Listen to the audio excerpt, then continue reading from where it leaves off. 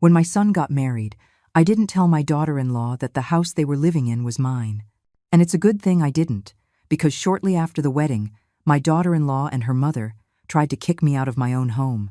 It was a Sunday afternoon. I was in the kitchen making coffee when I heard their voices in the living room.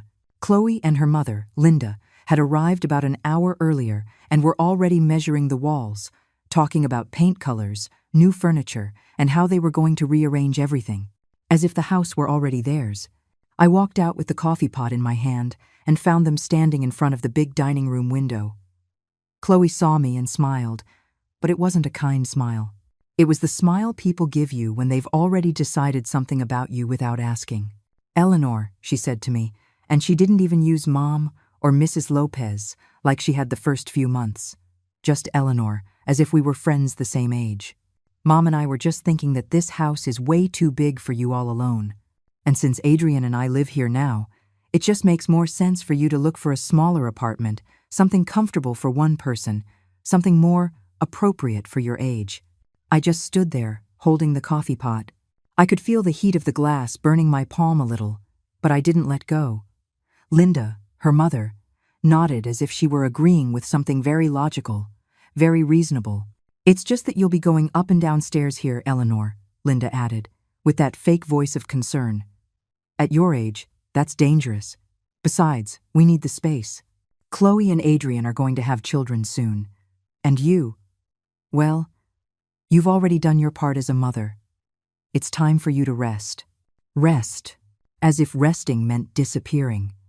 As if I were an inconvenience that had to be stashed somewhere else so they could live comfortably in what they believed was already theirs. I didn't say anything. I just set the coffee pot on the table, looked at them both, and went to my room. I closed the door slowly, sat on the edge of my bed, and took a deep breath. 1, 2, 3 times. That's what my friend Margaret taught me in the yoga group we go to on Tuesday and Thursday mornings. "When you feel something burning you up inside, breathe," she told me once. "Breathe and think before you act." And I breathed. But not because I was scared, not because I felt small. I breathed because I knew, in that exact moment, that I had to be very smart about what came next. Because the war had already started. Chloe just didn't know that I already had my weapons stored away. You see, when Adrian told me he was getting married, I was happy. I truly was. My son was 38 years old. He'd had relationships before, but nothing serious. And when he met Chloe at work, I saw how his eyes lit up when he talked about her. How he came home early just to get ready to go pick her up. How he smiled while texting on his phone. I wanted him to be happy. I wanted him to have a partner, a family of his own, because I had already lived my life. I had been a wife. I had raised my son. I had worked for 30 years as an administrator in a government office until I retired 5 years ago. And now, at 70 years old, I had my routine, my friends, my Saturday morning walking group, my Wednesday computer classes where I learned to use WhatsApp, Facebook, and even FaceTime with my sister who lives in San Diego. I wasn't some old lady lost in time. I had my life. But I also had a mother's heart that wanted to see her son happy. So, when Adrian told me, 2 months before the wedding, that he and Chloe needed a place to live because the rent on their small apartment was just too high, I didn't hesitate. I told them they could stay here, in this house, that there was plenty of room, that as long as I lived, this house was their house too. But I didn't tell him something. I didn't tell him that the house was still in my name, that the papers, the deed, everything was still legally mine. Because at one point I had thought about transferring the property to him. Yes, but something inside me, something I couldn't explain at the time, told me, wait, not yet. And I waited. And it's a good thing I did. Because from the day of the wedding, everything changed. Chloe arrived with 3 giant suitcases and put them in Adrian's room as if it were the most natural thing in the world. Fine, I thought.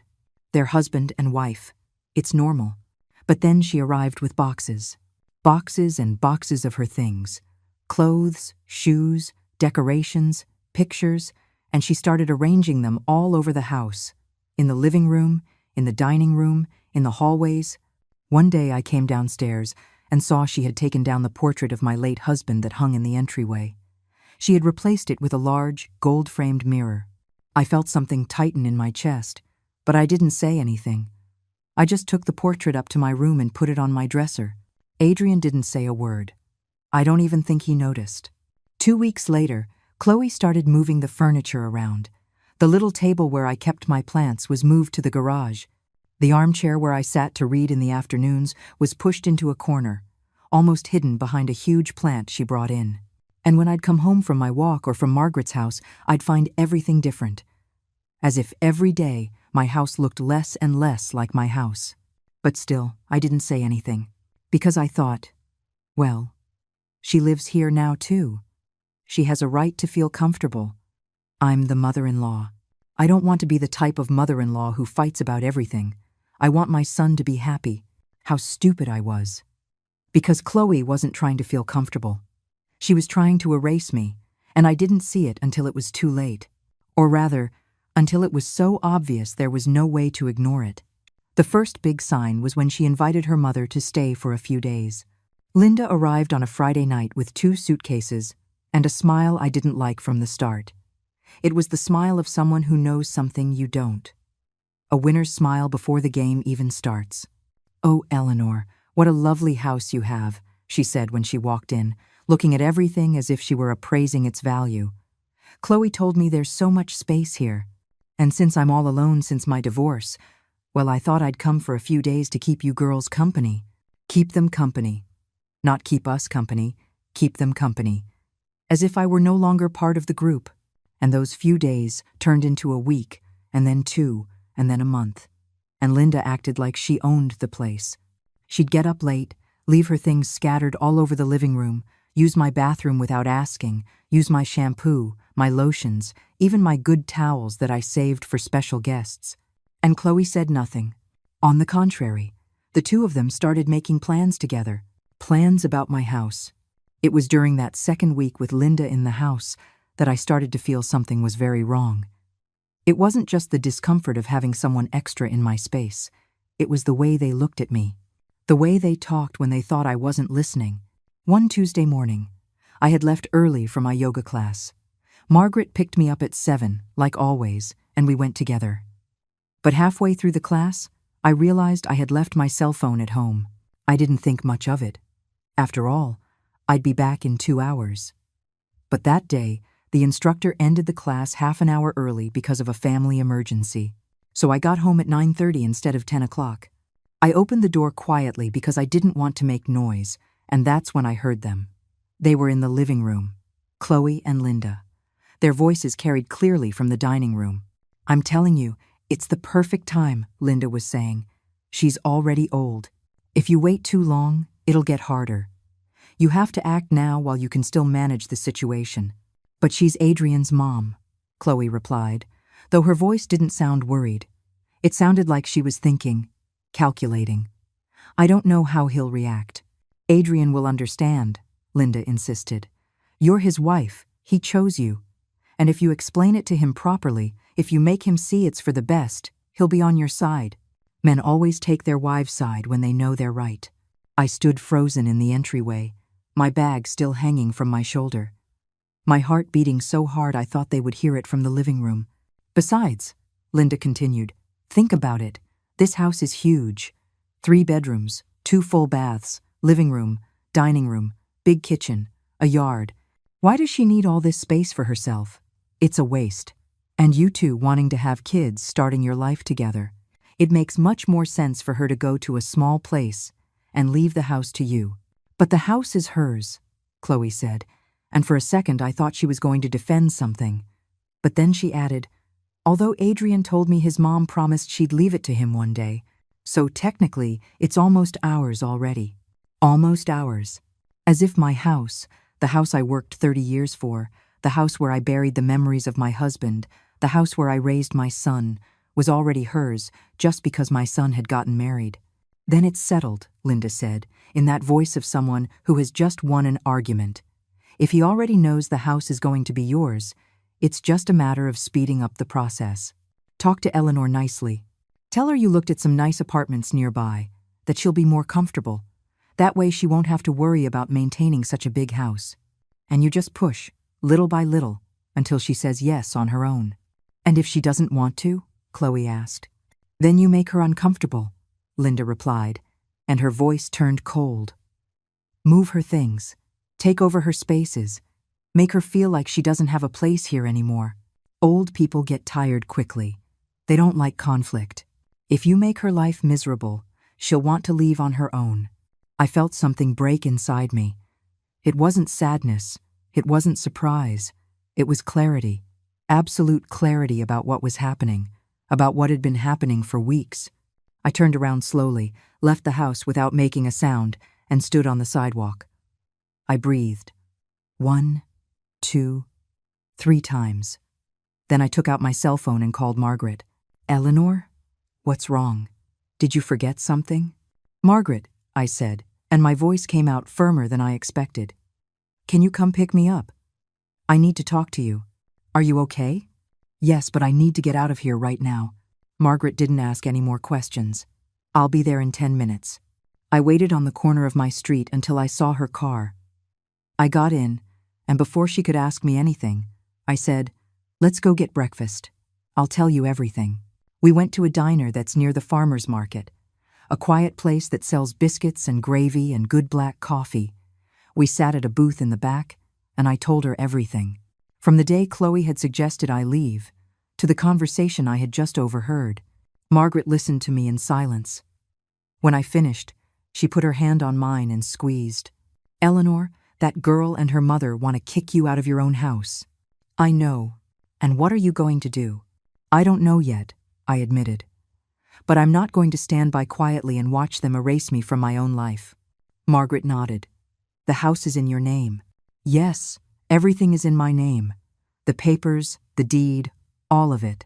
Does Adrian know that? No, we never talked about it. He just thinks I'll leave it to him someday. And yes, that was the plan. But I never signed anything. I never did any paperwork. The house is still mine. Margaret thought for a moment. Then she looked at me with that look she gets when she's about to say something important. Eleanor, you know what you have to do, right? What? Don't tell them anything. Not yet. Let them go on with their plan. Let them get confident. And in the meantime, you prepare your defense. My defense? Yes. Go see a lawyer. Make sure all your paperwork is in order. Document everything you can. And when the time comes, when you can't take it anymore, then you show them whose house it really is. I just stared at her. Margaret is 72, 2 years older than me, but she's always been the smart one. She was an elementary school teacher for 40 years. She knows how to handle difficult situations. She knows when to speak and when to stay quiet. You think I should do that? I think you need to protect yourself, Eleanor. And if your son isn't protecting you, if he's allowing his wife and his mother-in-law to disrespect you in your own home, then you have to protect yourself. She was right. Margaret is always right. I went home that afternoon with a clear idea. I wasn't going to fight. I wasn't going to yell. I wasn't going to make a scene. I was going to be smart. I was going to observe. I was going to document.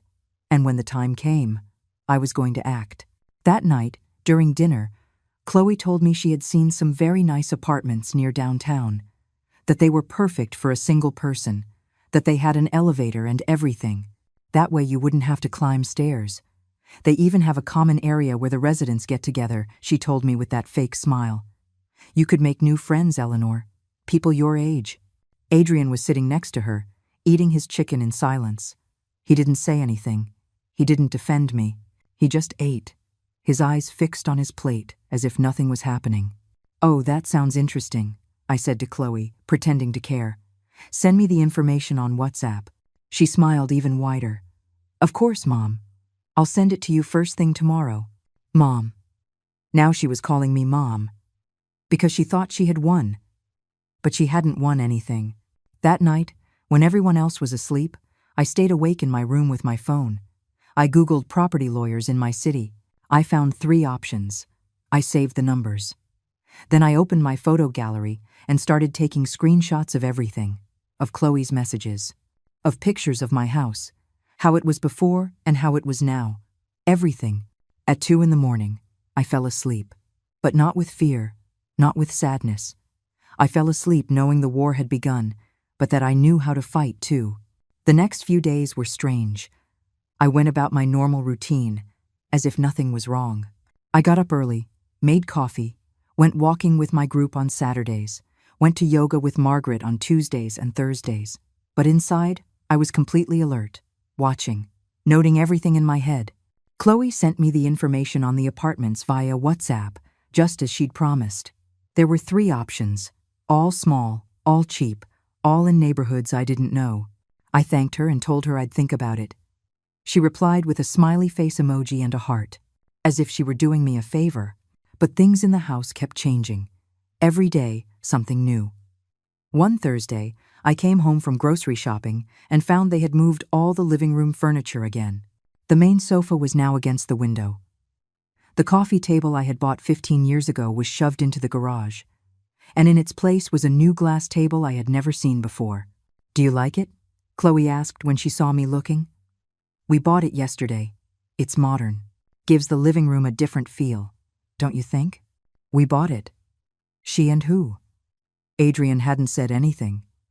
And I didn't say anything either, not at that moment. I just nodded and went to the kitchen to put away my vegetables. But when I got to the kitchen, I saw something that made me stop cold. All my pots, the ones I had used for 30 years, were stacked in a cardboard box next to the refrigerator. And on the stove were new pots, stainless steel, shiny, expensive. Pots I had not bought. "Oh yeah," Chloe said, walking in behind me. "We updated the pots too. Yours were looking pretty old, Eleanor. These are non-stick, much better. We're going to donate yours." Donate. My pots. The pots I had cooked in for my husband for 20 years. The pots where I made Adrian his favorite meal every birthday. The pots that held the memory of thousands of dinners, thousands of moments. "I see," I said, and my voice came out colder than I expected. "But those pots are mine. And if anyone is going to donate them, it will be me." Chloe blinked. For the first time, I think she noticed I wasn't completely on board with everything she was doing, but she recovered quickly. "Oh, Mom, of course. Whatever you say. We just wanted to help modernize the house a bit." Modernize. That word again. As if everything of mine was old and needed to be replaced. As if I were old and needed to be replaced. That night, after dinner, I locked myself in my room and took out the house papers, the original documents, the deed that had been in my name for 35 years. I read them completely, line by line. I wanted to be absolutely sure. And yes, there it was. Eleanor Lopez, sole owner. No other name, no other signature. The next day, a Friday morning, I called the first lawyer on my list. A very polite receptionist answered. "Good morning. My name is Eleanor Lopez, and I need a consultation regarding a property matter." "Of course, ma'am. When would you like to come in? Do you have anything available this week?" "Let me check. Yes, we have an opening on Monday at 10 o'clock in the morning." "Perfect. I'll be there." I gave her my information and hung up. I felt a strange tightness in my chest. It wasn't fear, it was determination. For the first time in weeks, I felt like I was taking control of my own life. The weekend was quiet, but tense. Chloe and Linda spent it measuring the walls of the spare room next to mine. The room where I kept my things, my books, my winter clothes, some boxes with photos and memories. "This will be the baby's room," I heard Chloe say. "We'll paint it a light yellow and put a crib here, by the window." A baby. She wasn't even pregnant yet, and they were already planning to take over every corner of my house. They were already erasing me, room by room, space by space. Adrian was acting strange, quiet, distant. Sometimes I'd see him looking at me as if he wanted to say something, but then Chloe would arrive, and he'd go back to his silence. It made me sad to see him like that. My son. The boy I raised alone.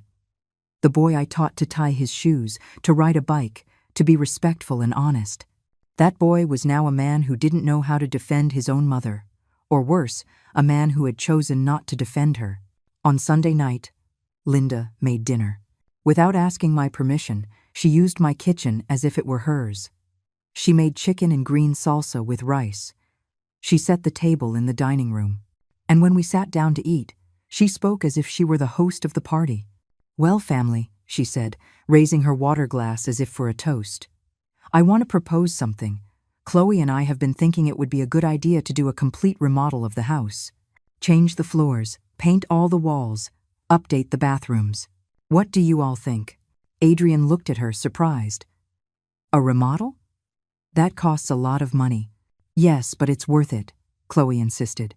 "This house has so much potential. It just needs an update. And we can get a loan. With your salary and mine, we can pay it off in 2 years. A loan. To remodel my house. The house that was still mine." "And what do you think, Mom?" Adrian asked, turning to look at me for the first time all dinner. They all looked at me. Chloe with that smile that no longer fooled me. Linda with a challenging look, waiting for me to say something so she could attack. And Adrian, my son, looking at me with exhaustion, as if my opinion were just a formality he had to get through. "I think," I said slowly, choosing each word with care, "that a remodel is a very big and very expensive undertaking, and that we should think it through very carefully before deciding." "But Mom," Adrian insisted, "if the house is going to be mine someday anyway, right? You told me so yourself. So it makes sense to invest in it now, so when I inherit it, it's already nice." There it was, the truth, coming out all on its own. Adrian believed the house was already practically his, that it was just a matter of time, and Chloe and Linda had used that belief to build their entire plan. "Yes, Adrian," I said, staying calm. "Someday this house might be yours. But that day hasn't come yet. And as long as that day hasn't come, the big decisions about this house are made by me." An uncomfortable silence fell. Chloe stopped smiling. Linda pressed her lips together, and Adrian looked at me, confused, as if I had just said something completely unexpected. "So you don't want us to remodel?" Chloe asked, and her voice was no longer sweet. It was sharp. "I didn't say that," I replied. "I said it's something we need to think about, calmly, without rushing." "But we live here," Linda cut in. And there it was, the real venom finally coming out. "We also have a right to an opinion about what the house we live in looks like. We, as if she lived here permanently too, as if she had any right to my home." "Of course you have a right to an opinion," I said, getting up from the table. "But I have the right to decide, because this house is mine." And I went to my room. I closed the door, and for the first time in weeks, I felt something like power, like control. Monday morning, I got dressed early. I put on my favorite pink blouse, the one Margaret gave me last year. I put on a little makeup.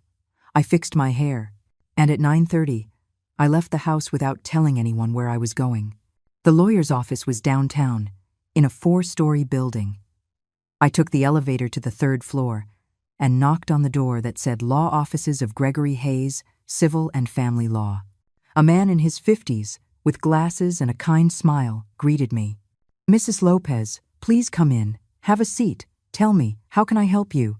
And there, sitting across from that desk full of books and folders, I told him everything. From the beginning, from the day Adrian got married to the dinner on Sunday. I showed him the papers for the house. I explained that I had never signed anything ceding the property, that everything was still in my name. Mr. Hayes listened to me intently, taking notes in a legal pad. "Mrs. Lopez," he said when I finished, "you have every legal right on your side. This house is yours, completely yours. And nobody, absolutely nobody, can force you to leave it or to sign over your property if you don't want to. Not even my son? Not even your son. You can leave the house to him in your will when you decide, or you can never leave it to him. That is your decision." I felt an enormous sense of relief, as if someone had finally told me I wasn't crazy, that I wasn't being selfish, that I had the right to defend what was mine. "So, what do you recommend I do?" I asked Mr. Hayes. He leaned back in his chair, folded his hands on his desk, and looked at me seriously. "First, I need you to understand something important, Mrs. Lopez. You are under no legal obligation to allow your daughter-in-law, her mother, or even your son to live on your property if you do not wish it. They are there because you allowed them to be, out of your own goodwill, not out of obligation. But Adrian is my son. I know. And I understand this is an emotionally delicate situation, but legally, you hold all the cards. Now, my recommendation is this. Document everything. Record conversations if you can. Take photos. Save text messages. Anything that proves they are trying to pressure you to leave your own home. That could be useful later if the situation gets more difficult. More difficult how? Well, in some cases, people try to accuse the property owner of abandonment or of having verbally gifted them the rights. It's rare, but it happens. If you have proof that they knew the house was yours and still tried to get you out, that protects you completely. I nodded, processing every word. And if I wanted them to leave, can I just ask them to vacate my house? Of course. It's your house. You can ask them to leave whenever you want. If they refuse, then we would have to begin a formal eviction process, but with the paperwork in order as you have it, it would be a relatively simple process. I was silent for a moment. The word eviction sounded so harsh, so cold, but it also sounded like justice. How much would all this cost? I mean, if I needed your help later. Today's consultation is no charge. It's complimentary. If you later need me to initiate any legal action, we can discuss the fees at that time. But to be honest with you, Mrs. Lopez, I hope it doesn't come to that. I hope you can resolve this within the family. I thanked him. I shook his hand and walked out of that office feeling stronger than when I went in. I had an ally. I had information. I had a plan. When I got home, it was almost noon. I walked in and found Chloe and Linda in my bedroom. My bedroom. The door was wide open, and they were going through my closet. "What are you doing?" I asked from the doorway, and my voice was louder than I expected. Chloe spun around, startled. Linda didn't even flinch. "Oh, Eleanor, you scared us," Chloe said, putting a hand to her chest. "We were just looking at your clothes. You have so many things you don't wear anymore, don't you? We thought we could do a clean-out and donate what you don't need. Who gave you permission to come into my room?" "Oh, Mom, don't be upset. We just wanted to help." "I don't need that kind of help," I said, walking toward them. "And I want you to get out of my room, now." Linda looked at me with that offended expression I had come to know so well. "You don't have to be rude, Eleanor. We were just trying to help you get organized. At your age, it's easy to accumulate things that are no longer useful. At my age," that phrase again. As if I were an old woman incapable of managing my own things. "Out," I repeated, and this time I stood in the doorway with my arms crossed. "Both of you, out of my room." Chloe left first, her head down like a scolded child. But Linda brushed past me and looked me directly in the eye. "You're being very selfish, Eleanor. This family is trying to move forward, and you're just in the way." In the way. There it was. The word they had been thinking all this time, but hadn't dared to say out loud. I was an obstacle. In my own house, in my own life. I didn't answer her. I just closed the door when they left and sat on my bed. My hands were shaking, but not from fear. It was rage, pure rage. And something else. Something that had been growing inside me for weeks and that I could no longer ignore. Exhaustion. Exhaustion from being invisible. Exhaustion from being treated like old furniture. Exhaustion from my own son, saying nothing when I was disrespected. I took out my phone and opened the voice recorder app. Mr. Hayes had told me to document everything, and that's what I was going to do. I recorded a message for myself, describing what had just happened. The date, the time, what they said, how they entered my room without permission. Then I opened WhatsApp and texted Margaret. "I need to see you today. Are you free?" She replied in less than a minute. "Of course. 5 o'clock at the diner? Perfect." The rest of the day, I stayed in my room. I didn't go down to eat. I didn't want to see anyone. I heard Adrian come home from work. I heard voices in the living room, conversations I couldn't make out, and I didn't care. At 4:30, I got ready and left. No one asked me where I was going. They didn't even look up when I walked through the living room. Margaret was already at the diner when I arrived. She saw me walk in and knew immediately something had happened. What happened, Eleanor? I sat across from her and told her everything. The visit to the lawyer, what he told me, what happened with Chloe and Linda in my room, everything.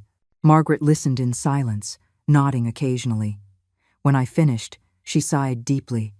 Eleanor, you know what you have to do. What? You have to get them out of your house. Both of them.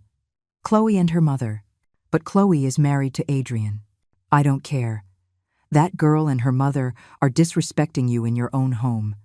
And your son is doing nothing to protect you. So you have to protect yourself. But if I kick Chloe out, Adrian will go with her. Maybe he will. Maybe he won't. But you know what, Eleanor? If your son chooses a woman who mistreats you over his own mother, then let him go. Because a son who doesn't defend you, who doesn't respect you, who allows you to be treated like this, that son already lost you a long time ago. Her words hurt because they were true. Adrian was no longer the boy I raised. He was a man who had chosen the easy path, the silence, the comfort of not getting into trouble. And in the process, he had abandoned me. I don't know if I can do it, I admitted, and I felt tears start to form in my eyes. Yes, you can, Margaret said, taking my hand. You are the strongest woman I know. You raised your son alone. You worked for 30 years. You paid for that house with your own hard work. And now some girl who just showed up a few months ago wants to take it all away. Are you going to let her? No. Then I'm going to fight. Margaret smiled. That's more like it. That night, I returned home with a decision made. But I wasn't going to act immediately. Not yet. First, I needed them to dig their own graves. I needed them to get so confident, to do something so obvious, so blatant, that there would be no way for Adrian to defend them. And I didn't have to wait long. 2 days later, a Wednesday afternoon, I came home from my computer class and found Chloe in the living room on the phone. When she saw me walk in, she lowered her voice, but she didn't hang up. Yeah, Mom. I'm telling you, it's almost time. Just a matter of time. No, she hasn't said anything yet, but she's giving in. Yeah, when she leaves, we're going to change everything. I already spoke to a contractor to come and see about the remodel. He figures about $15,000 to do it all right. Don't worry, we'll get it from the loan. The house is going to be ours anyway. My blood ran cold. $15,000. A loan to remodel my house. The house they thought was already theirs. Chloe saw me standing there and hurried to hang up. I'll call you later, Mom. Bye. She looked at me with a nervous smile. Did you hear that? Yes. It's just. Well, we already talked to Adrian and he agrees. We're going to apply for the loan next week. The house is going to be beautiful, Eleanor, you'll see. And was anyone going to consult me? Well, it's just. Adrian said you had already accepted that the house was going to be his. Accepting that it might be his someday is not the same as saying it's his now, I said, my voice sharper than I intended. And I definitely did not give permission for anyone to take out a loan in my name. It won't be in your name, Chloe clarified quickly. It'll be in Adrian's name. A $15,000 loan to remodel a house that isn't his. Chloe fell silent. For the first time, I think she saw something in my eyes that scared her. Eleanor, we just want to improve the house. No, I said slowly. You want to erase me. You want me to leave. You want to take what I built. But you're in for a surprise. And I went to my room before she could answer. That night, during dinner, Adrian brought it up. Mom, Chloe told me you were upset about the loan. I wasn't upset, Adrian. I was concerned. Because you are planning to spend $15,000 on a house that is still mine without even asking me. But Mom, you said the house would be mine someday. Someday, Adrian. Someday. Not today. Not next week. And until that day comes, I am still the owner. I still decide what does and doesn't get done in this house. Chloe jumped in. It's just that we don't know what you want anymore, Eleanor. Sometimes it seems like you want us to leave. And there it was, the trap. Waiting for me to say yes, that I wanted them to leave so they could play the victims. But I was learning to play this game. I don't want you to leave, I said calmly. I just want respect. Respect in my own home. After that dinner, things changed. Chloe and Linda stopped pretending. There were no more fake smiles or attempts to be nice. Now they just ignored me. They'd walk past me as if I were invisible. They'd talk loudly to each other about their plans, about the remodel, about how they would arrange the rooms when the children arrived. And Adrian remained in the middle, quiet, uncomfortable, not taking anyone's side. One Saturday morning, while I was on my walk with the group, Margaret asked me how things were going. Bad, I told her. Worse every day. They don't even pretend anymore. They talk as if I don't exist. And your son? My son says nothing. He pretends not to see, not to hear. Margaret shook her head. Eleanor, how long are you going to put up with this? Not much longer, I admitted. I'm just waiting for the right moment. The right moment for what? To show them who owns that house. Margaret smiled. There's my friend, the Eleanor I know. That same afternoon when I got home, I saw something that made me make the final decision. There was a truck parked in front of my house.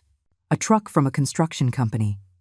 And in the entryway, Chloe was talking to two men carrying rolled-up blueprints. I approached them slowly. What's going on here?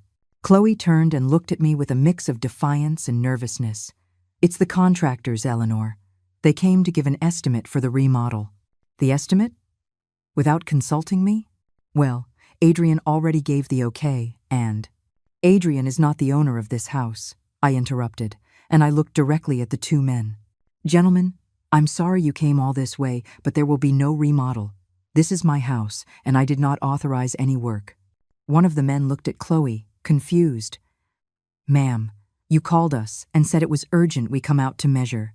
I called them, Chloe said, because I live here, and I have a right to improve my home. Your home? I repeated, and I felt the rage rise in my throat like fire. Your home, Chloe? Well, Adrian's home. It's the same thing. I turned back to the contractors. Gentlemen, this house is in my name. Eleanor Lopez. You can check the public record if you like. And I repeat, there is no work authorized here. So I'm asking you to please leave. The men looked at each other, uncomfortable. Then one of them nodded. Understood, ma'am. We're sorry for the misunderstanding. They left.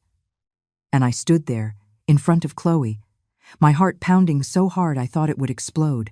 How dare you, I said. How dare you call contractors to my house without my permission? It's because you don't want to improve anything. Chloe shot back, and now her voice had no sweetness at all. It was pure venom. This house is old, it's ugly, it's outdated, and you won't do anything to fix it, because it's my house, and I like it the way it is. Well, we don't. We're going to live here, so we have a right to an opinion. An opinion, yes. A decision, no, because this house is mine, Chloe. Mine. Not yours. Not Adrian's. Mine. But Adrian said you were going to leave it to him. Someday. When I decide to. But that day isn't today. And the way things are going, that day might never come. Chloe looked at me like I had slapped her. She opened her mouth to say something, but just then, Linda arrived. What happened? Why did the truck leave? Because Eleanor kicked them out, Chloe said, her voice trembling. Because she doesn't want us to fix anything. Because she wants us to live in this horrible house forever.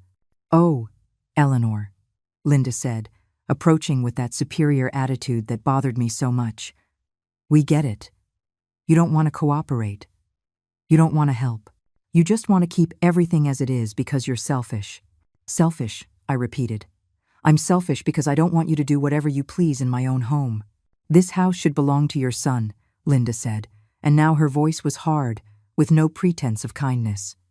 A son you emotionally abandoned for years while you worked all day. A son who needed a mother, but you preferred your career. I froze. How dare she? How dare this woman, who didn't know me, who knew nothing about my life, judge me like that? I worked, I said, my voice shaking, because Adrian's father died and someone had to put food on the table. I worked for 30 years to give him an education, clothes, a roof over his head. I worked to buy this very house. And now you come here, having done nothing, having contributed nothing, and tell me I'm a bad mother?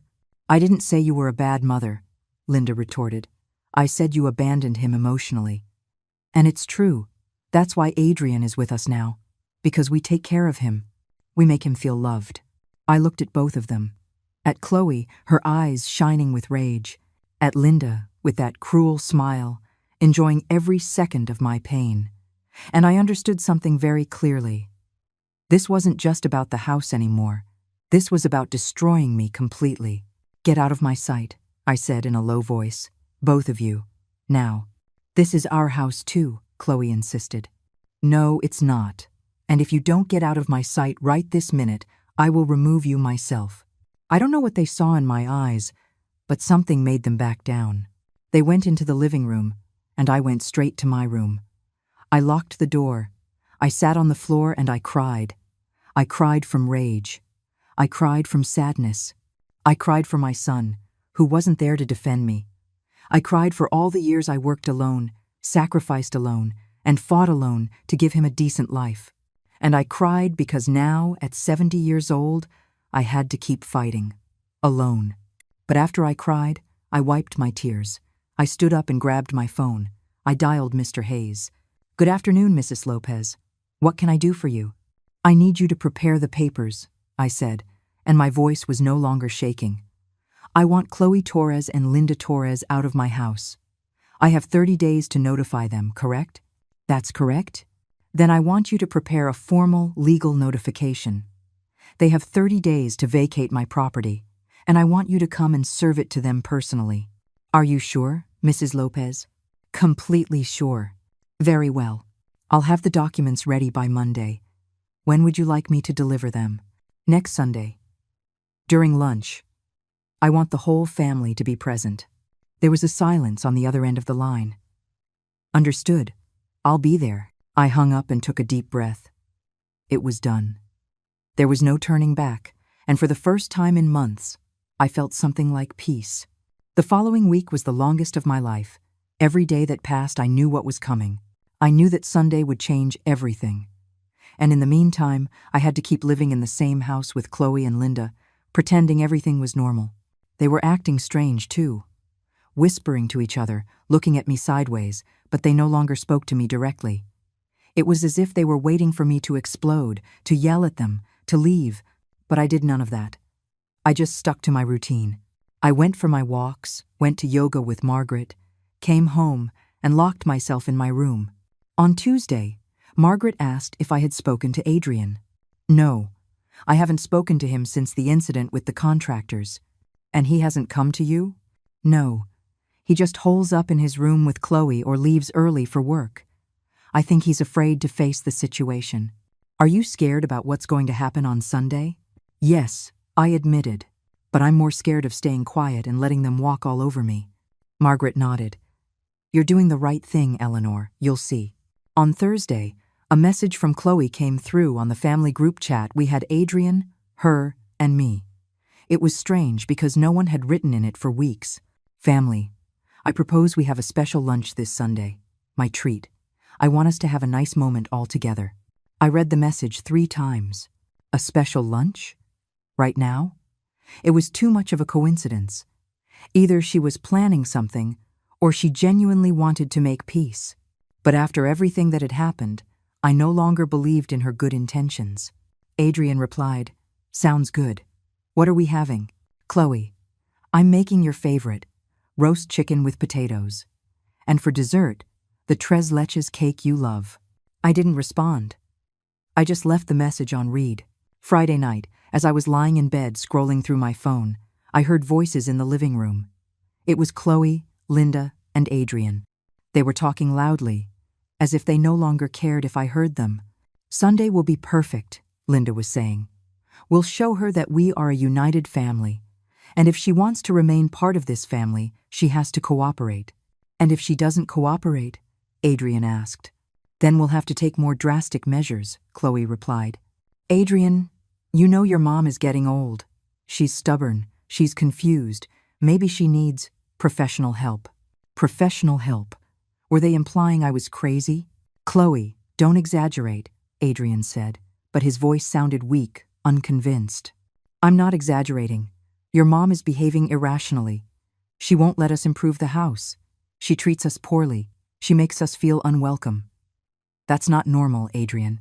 I lay there, frozen, listening. They were building a narrative.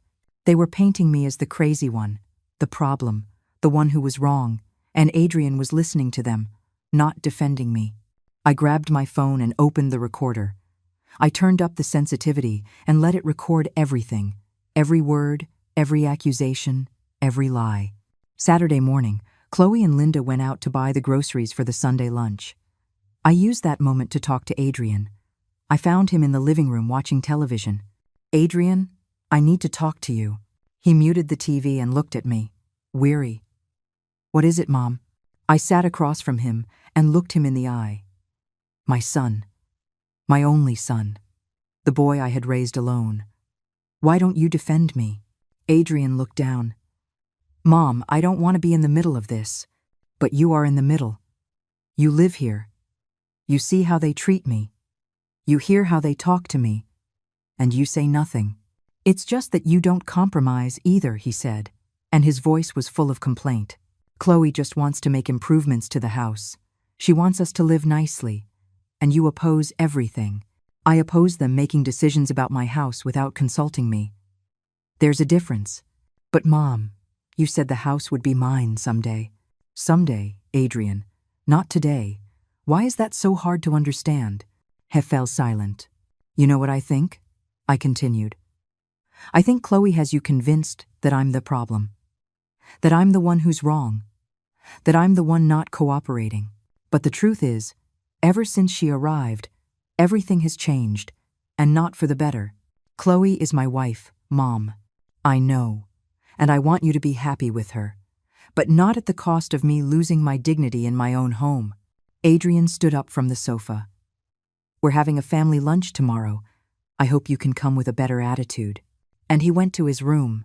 I just sat there, alone in the living room, and I understood that my son had already chosen. Not me, them. Sunday arrived. I got up early, took a long shower, put on my favorite brown dress, the one my sister gave me. I did my makeup, fixed my hair, and put on my pearl earrings. I wanted to look good. I wanted to look strong. By noon, Chloe was already in the kitchen preparing the food. Linda was setting the table in the dining room, and Adrian was helping with the drinks. It looked like a normal family scene, but I knew none of it was normal. At 1 o'clock in the afternoon, everything was ready. The table was set. The chicken smelled delicious. The tres leches cake was in the fridge, and they were all seated, waiting for me to come down. I walked down the stairs slowly. The three of them looked at me as I entered the dining room. So glad you decided to join us, Eleanor, Linda said with that fake smile. Sit down, Mom, Adrian said, pointing to my usual chair. Saturday, Chloe served the chicken. Linda passed the potatoes. Adrian filled the glasses with iced tea, and for a few minutes, we ate in silence. Then Chloe cleared her throat. Well, family, I invited you to this lunch because I wanted to talk about something important. Here it came, whatever they had planned. As you know, Chloe continued, Adrian and I want to start our own family. We want to have children. We want to build our future. And for that, we need stability. I looked at Adrian. His eyes were fixed on his plate. That's why, Chloe went on, we've been thinking that the best thing would be for you, Eleanor, to find a place that's more suitable for you. A place where you'll be comfortable, where you won't have to worry about maintaining such a big house. There are some very nice senior living communities, places where you can make friends, have activities, be well cared for. Senior living communities, a nursing home. They wanted to put me in a nursing home. And what do you think about this, Adrian? I asked without looking at him. There was a long silence. Then I heard his voice, quiet, almost inaudible. I think it could be a good option, Mom, so you can be more relaxed. I felt something shatter inside me. My own son, my only son, was agreeing to send me to a nursing home to get my house. I see, I said, and my voice came out calmer than I expected. So you want me to leave my house so you two can stay here? It's not like that, Eleanor, Linda interjected. It's for your own good. For my own good, I repeated. Sending me to a nursing home is for my own good. It's a community, not a nursing home, Chloe corrected. And yes, we think you'd be better off there. I nodded slowly. I folded my napkin. I placed it on the table. And I stood up. Where are you going? Adrian asked. To answer the door. Someone is here. Who? Just then, the doorbell rang. I walked to the door and opened it. There stood Mr. Hayes, briefcase in hand, a serious expression on his face. Good afternoon, Mrs. Lopez. Good afternoon, Mr. Hayes. Please come in. Mr. Hayes entered the house and walked behind me toward the dining room. Chloe, Linda, and Adrian looked at us, confused. The atmosphere changed instantly. There were no more smiles, just tension. Who is this? Chloe asked, standing up. Family, I said, my voice clear. I'd like to introduce Mr. Hugo Hayes. He is my lawyer. I saw the color drain from Chloe's face. Linda sat frozen in her chair, and Adrian stared at me, wide-eyed, processing what I had just said. Your lawyer? Adrian repeated. Why do you need a lawyer, Mom? To protect what's mine, I replied. Please, everyone sit down. Mr. Hayes has something to deliver to you. No one moved. Mr. Hayes opened his briefcase and took out 3 white envelopes. He placed them on the table. Good afternoon, he said in a professional tone. My name is Hugo Hayes, and I am the legal representative of Mrs. Eleanor Lopez. I am here today to deliver an official notification. Notification of what? Linda asked, her voice no longer sounding so confident. Mr. Hayes opened the first envelope and began to read. By means of this letter, notice is hereby given to Mrs. Chloe Torres and Mrs. Linda Torres that they have a period of 30 calendar days, beginning today, to vacate the property located at— Wait, what? Chloe interrupted. Vacate? Allow me to finish, the lawyer continued. The property located at 847 Maple Drive, which is the sole and exclusive property of Mrs. Eleanor Lopez, according to Public Deed number 2456 of the Public Property Registry, Mrs. Lopez, in her right as the owner, has decided to revoke permission for the aforementioned individuals to reside in her home. She can't do that, Linda shouted, jumping up from her chair. My daughter is married to Adrian. This is their house. No, ma'am, Mr. Hayes replied calmly. This house is the property of Mrs. Eleanor Lopez.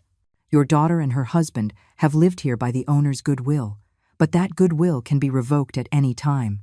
Chloe turned to me, her eyes filled with rage. How could you do this to us?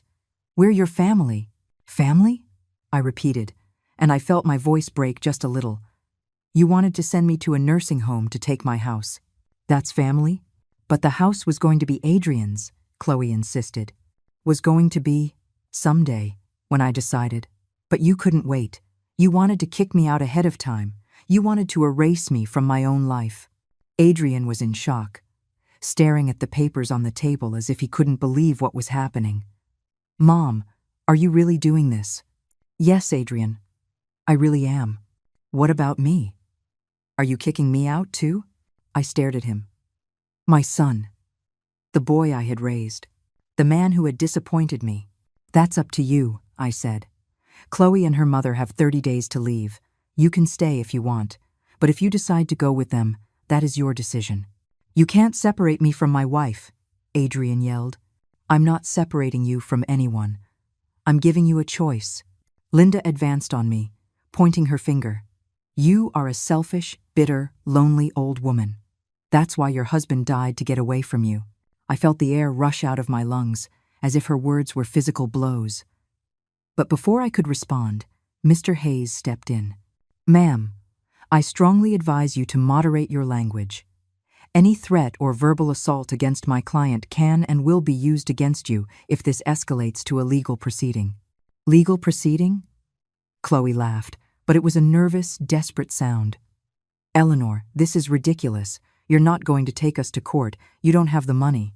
You don't have the strength. You underestimate me, I replied. You have always underestimated me. You thought I was a foolish old woman who would let you do whatever you wanted. But you were wrong. Mr. Hayes handed them each an envelope. Here are your notifications. You have 30 days. I recommend you seek legal counsel if you wish, but I'll tell you right now that Mrs. Lopez's documentation is ironclad. This house is legally hers, and she has every right to decide who lives here. Chloe took the envelope with trembling hands. Linda threw hers on the table. This isn't over, Linda sneered. We're going to fight this. We'll prove you're incompetent, Eleanor. That you're not in your right mind. That you need a conservator. Try it, I said, and for the first time in months, I felt powerful. I am 70 years old, but my mind is perfectly clear. My medical exams are up to date. I have witnesses to how you've treated me. I have recordings of your conversations. I have everything I need to prove that you are the ones who are wrong, not me. Linda fell silent. Chloe burst into tears. Adrian, say something, she sobbed, grabbing my son's arm. Don't let your mom do this to us. Adrian looked at me. For the first time in months, he really looked me in the eyes. Mom, do you really want to do this? Do you really want to destroy this family? I'm not destroying it, Adrian. It was already destroyed. From the day you let your wife disrespect me, from the day you said nothing when her mother insulted me, from the day you agreed with the idea of sending me to a nursing home to get my house. I didn't want to send you to a home, Adrian said, but his voice was weak. But you didn't defend me when they suggested it either. You stayed quiet. And that, son, hurts more than any insult. Chloe let go of Adrian's arm and faced me directly. You know what? I'm leaving. I'm leaving this horrible house and this bitter old woman. But I'm taking your son with me. Because he loves me, not you. I stayed silent, waiting. Waiting for Adrian to say something. Waiting for him to defend me, even just this one last time. But he didn't. Adrian, Chloe said, let's go pack. We're leaving today. I'm not staying one more day in this house. Adrian looked at me one last time. I saw pain in his eyes. I saw confusion. I saw fear. But I didn't see courage. I didn't see the strength to do the right thing. I'm sorry, Mom, he said quietly. But she's my wife. I have to go with her. And there it was, the final decision. My son, choosing the woman who had mistreated me over his own mother. All right, I said, and I felt something inside me just close, like a door shutting for good. You're right, she's your wife, and you have to make your choices. Just remember that this was your decision too, not mine. Chloe, Linda, and Adrian went upstairs. I heard them moving through the rooms, dragging suitcases, opening drawers, speaking in low voices. Mr. Hayes put his hand on my shoulder. Are you all right, Mrs. Lopez? Yes, I lied. I'm fine. You did the right thing. Don't let them make you feel guilty. Thank you, Mr. Hayes. If you need anything at all, call me. Here is my card with my personal number. I took the card and put it in my pocket. The lawyer left.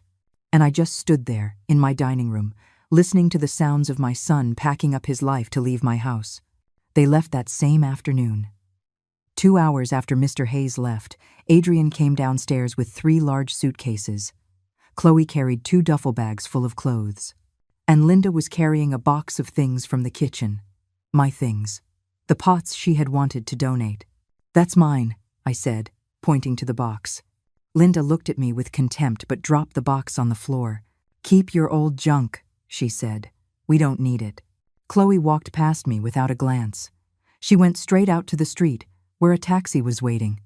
Linda followed her. And Adrian just stood in the entryway, suitcases in hand. Mom, he said, his voice trembling. You can still stop this. Stop what, Adrian? Stop them from respecting me in my own home? Stop this family from being destroyed? This family was destroyed a long time ago, when you let them treat me like I was worthless. Adrian looked down. I never wanted it to come to this. But you didn't do anything to prevent it either. He stood in silence. Then he picked up the suitcases and walked to the door. I'll be at Chloe's mom's house, he said, without turning to look at me. If you change your mind, call me. If I changed my mind. As if this were my fault. As if I were the one who had done everything wrong. Goodbye, Adrian, I said, and my voice sounded firmer than I felt inside. He paused for a moment in the doorway. I thought he might turn around. I thought he might say something else, but he didn't. He just walked out, got in the taxi, and drove away. I closed the door. I locked it. And I stood there in the entryway of my house, in the most absolute silence I had felt in years. Then I sank onto the sofa and I wept. I wept like I hadn't wept since my husband died. I wept for my son. I wept for the years I wasted trying to be a good mother, a good mother-in-law, a good person. I wept because it hurt. It hurt deep in my soul to know that my only son had. He hadn't chosen me. I don't know how long I sat there. Maybe an hour, maybe 2, until my phone rang. It was Margaret. "Eleanor, how did it go?" "They're gone," I said, my voice broken. "All of them. Adrian, too." "Oh, friend, I'm coming over." "No, Margaret. I'm okay. I need to be alone." "Are you sure?" "I'm sure, but I wasn't sure. I wasn't okay. I was devastated.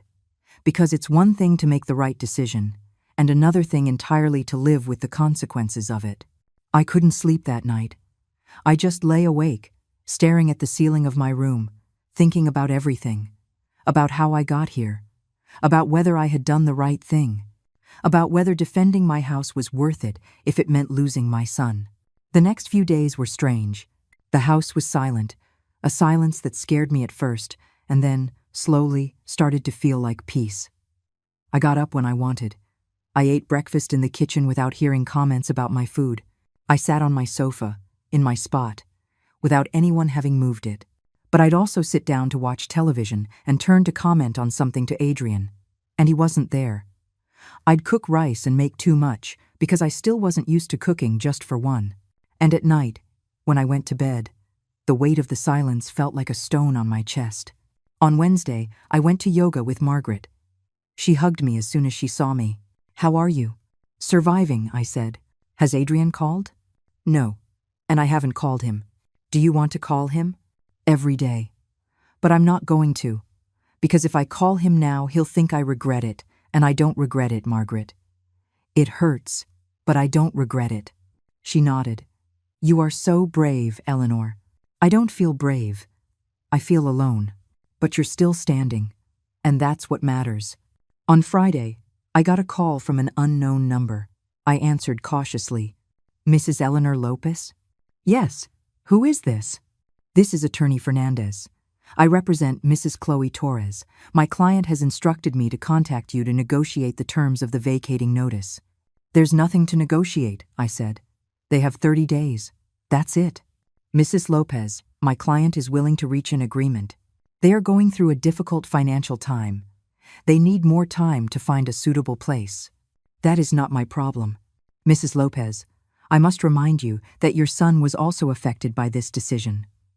Don't you care about the well-being of your own son?" I felt the rage rise in my throat. My son made his decision, and now he has to live with the consequences. The 30 days are running. If you need more information, you can speak with my lawyer, Mr. Hayes.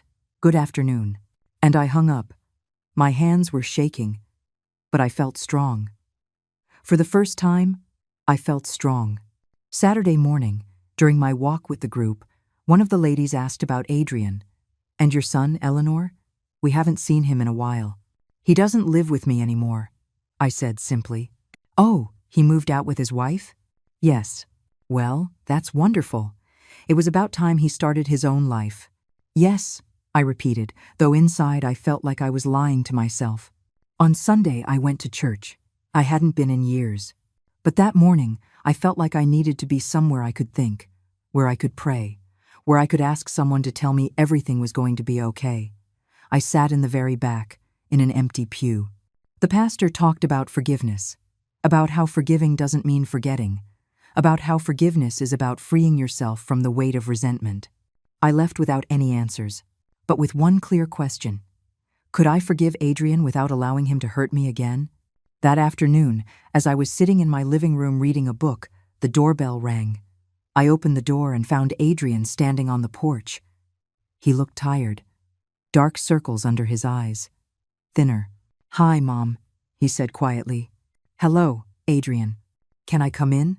I thought for a second. Then I stepped aside. "Come in." We went into the living room and sat down, him on the big sofa, Me in my favorite armchair, the one Chloe had wanted to get rid of. "I came to talk to you," he said. "I'm listening." "Mom, these past few days I've been thinking. A lot. About everything that happened. About how we got to this point." I waited in silence. "And I think I was wrong." I felt something shift in my chest, but I said nothing. "Not yet. I was wrong not to defend you," he continued. "I was wrong to let Chloe and her mom treat you like that. I was wrong to believe that you were the problem, when the problem was always me, for being a coward, for not wanting to face the situation." Tears started to roll down his cheeks. "Forgive me, Mom. Please, forgive me." I looked at him, at my son, the boy I had raised, the man who had disappointed me, and the man who was now in front of me, broken, asking for forgiveness. "Adrian," I said slowly, "I forgive you. But forgiving you doesn't mean things go back to the way they were." He looked up. "What do you mean?" "I mean that if you want to come back and live here, there are conditions." "What conditions?" "Chloe and her mother never set foot in this house again. Ever. You can come back, but they cannot." Adrian was quiet. "And what if I want to stay with Chloe?" "That's your decision. But if you stay with her, you don't live here." "Mom, she's my wife." "I know. And you have to decide what's more important to you." Adrian just stared at me, his eyes full of tears. He opened his mouth to say something, then closed it. He got up from the sofa and walked to the window. "I can't believe you're making me choose," he said, his voice choked. "I'm not making you choose, Adrian. You already chose. Weeks ago, when you let them treat me like trash in my own house. Now I'm just telling you the consequences of that choice." He turned to face me. "And what if I told you I'm going to divorce Chloe? Would you?" He was silent. And in that silence, I found my answer. "Adrian, I don't want you to make decisions out of obligation. I don't want you to come back here just because you have nowhere else to go.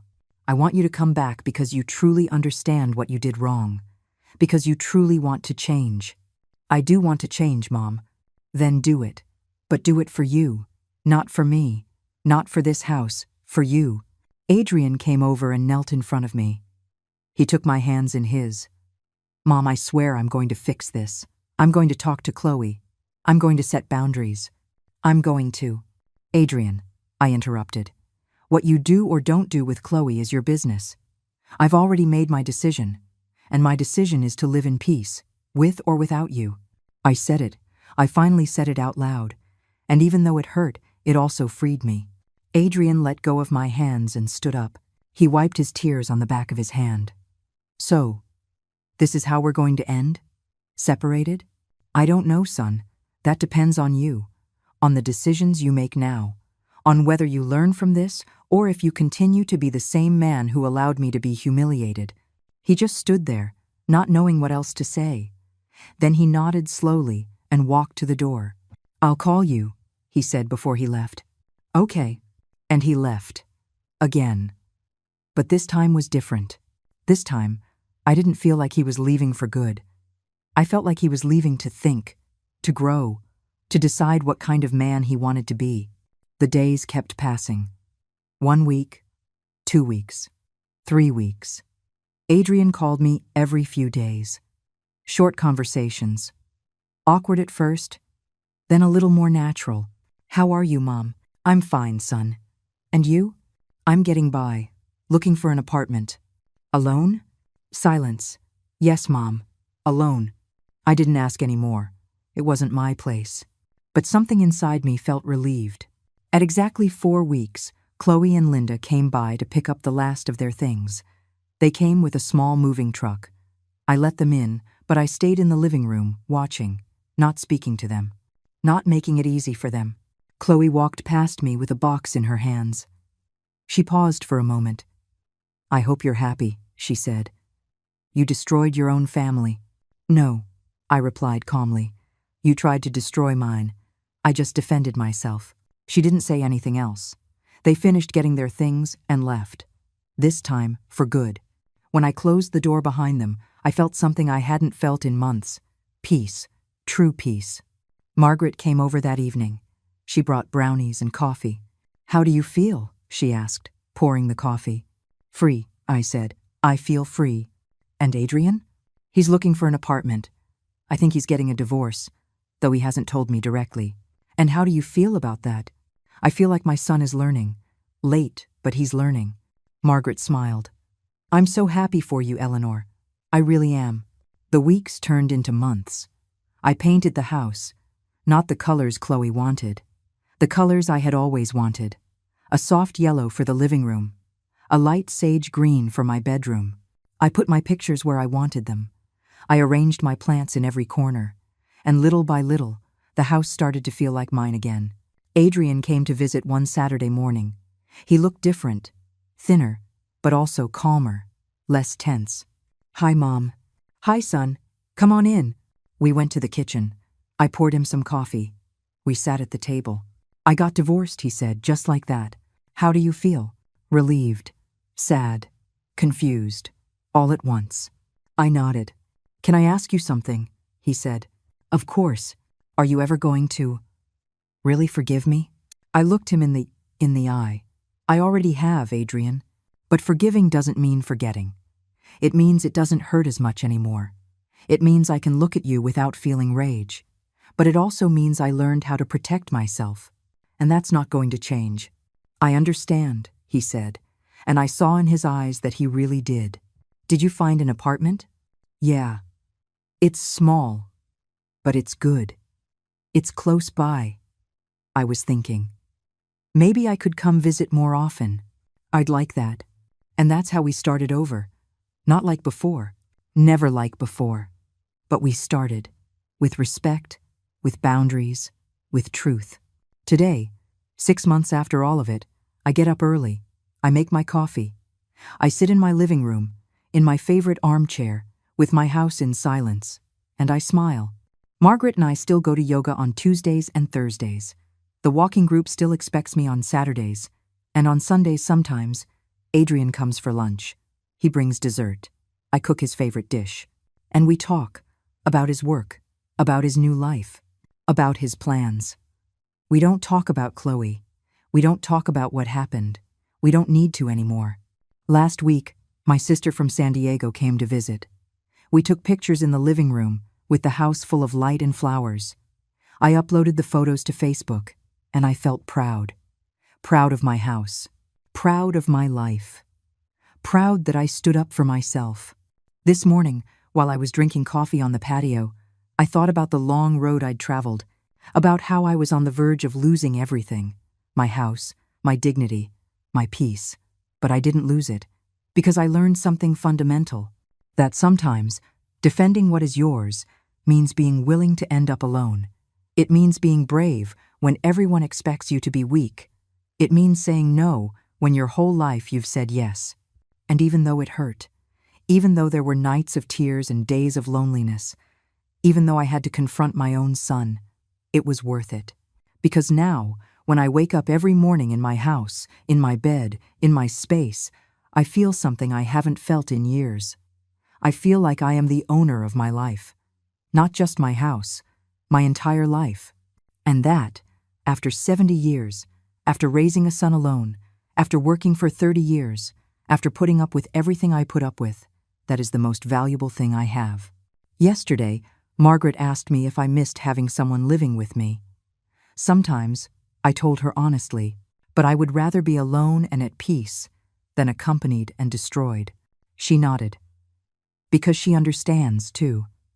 Because we are both women who learned that being alone is not the same as being empty. That being alone can sometimes be the most profound way of being whole. This afternoon I'm going to the salon. I'm going to get my hair cut. A little shorter than before, more modern. And then Margaret and I are going to walk in the new park that opened nearby. And tonight, when I get back to my house, I'm going to lock the door. I'm going to make my chamomile tea. I'm going to sit in my living room, and I'm going to take a deep breath, and I'm going to smile. Because finally, after so many years of taking care of everyone, sacrificing for everyone, living for everyone, I'm finally the one who decides. I decide who I let into my house. I decide who I let into my life. I decide how I want to live my years. And that freedom, that peace, that power over my own existence. Nobody can take that away from me, ever again.